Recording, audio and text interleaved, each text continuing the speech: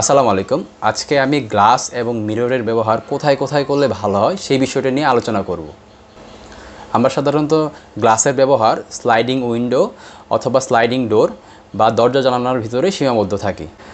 Glass হচ্ছে এমন একটি ডিউরেবল ম্যাটেরিয়াল যেটাকে আমরা বিভিন্ন স্পেস অনুযায়ী কাটিং করে বিভিন্ন শেপে ব্যবহার করি। আমরা যখন কমার্শিয়াল স্পেস ডিজাইন করে থাকি সেক্ষেত্রে আমাদের ফার্স্ট প্রায়োরিটি থাকে গ্লাস পার্টিশন দিয়ে স্পেসটাকে ছোট ছোট সেগমেন্টে ভাগ করা, যার ফলে স্পেসটা যেমন বড় দেখায় এবং সেক্ষেত্রে সেখানে প্রাইভেসির একটা ব্যাপার থাকে।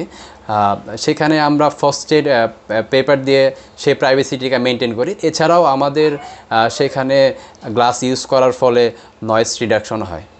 আমরা যখন প্রাইভেসির কথা চিন্তা করি তখন আমরা গ্লাসে 6 ফিট পর্যন্ত ফ্রস্টেড পেপার দিয়ে সেক্ষেত্রে অফিসের কালার, থিম এবং লোগো অনুযায়ী ডিজাইন করে থাকি, যার ফলে আমাদের স্পেসের ইন্টেরিয়র ভ্যালুটা খুবই মডার্ন লাগে।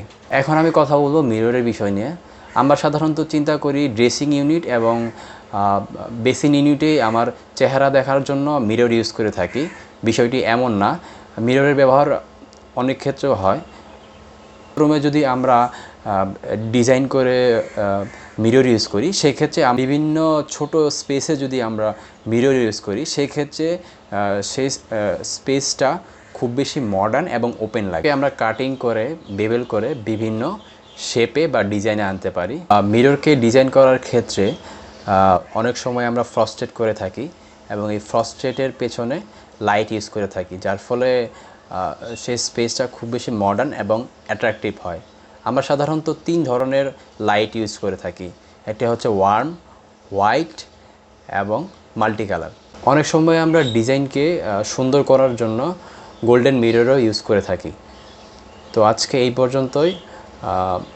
আশা করি সকলে ভালো থাকবেন, সুস্থ থাকবেন। আসসালামু আলাইকুম।